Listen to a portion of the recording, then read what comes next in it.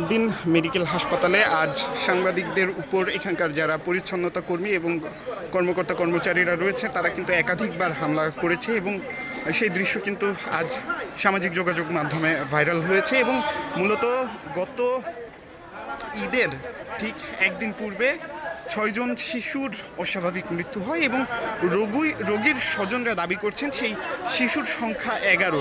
সেই শিশুদের অস্বাভাবিক মৃত্যুর পরবর্তীতে আমরা দেখেছি স্বাস্থ্য অধিদপ্তর এখানে তদন্ত কমিটি গঠন করে এবং সেই তদন্ত কমিটির যে কার্যক্রম সেই কার্যক্রমে বের হয়ে আসে এক চাঞ্চল্যকর তথ্য। আদ্দিন মেডিকেল কলেজ হাসপাতালের ভিতরে রয়েছে একটি বেকারি এবং সেই বেকারির মাঝেই কিন্তু আমরা দেখছি সেই তথ্য সংগ্রহে যখন আজ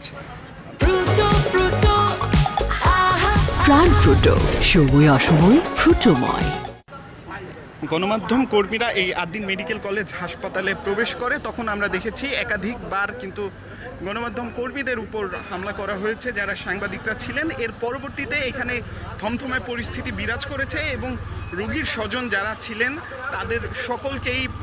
তাদের সকলের কাছেই কিন্তু আমরা দেখেছি পরিচয় জিজ্ঞেস করা হয়েছে, মুঠোফোন বের করলেই ধরে ধরে জিজ্ঞেস করা হয়েছে তারা সাংবাদিক কিনা এবং সাংবাদিকদের উপর কিন্তু আমরা দেখেছি মুহুর্মুহুভাবে হামলা চালানো হয়েছে। এবং আমরা যখন এখানে সংবাদ সংগ্রহের জন্য প্রথম আসি তখনও কিন্তু আমাদের উপর হামলা চালানোর চেষ্টা করেছে এখানকার যারা নিরাপত্তা রক্ষীরা রয়েছে, অর্থাৎ এই হাসপাতালের যারা কর্মচারীরা রয়েছেন। এবং আমরা দেখেছি আমাদের মাঝে একজন গণমাধ্যম কর্মীর একটি ডিভাইস যেটি সাউন্ড ডিভাইস হিসেবে ব্যবহার হয় সেটিও কিন্তু জব্দ করেছে তারা এবং আমরা সেটি আপনাদেরকে দেখানোর চেষ্টা করছি। এখনও আদ্দিন মেডিকেল কলেজ হাসপাতালের পরিস্থিতি থমথমে এবং আমরা সেই দৃশ্যই দেখানোর চেষ্টা করছি।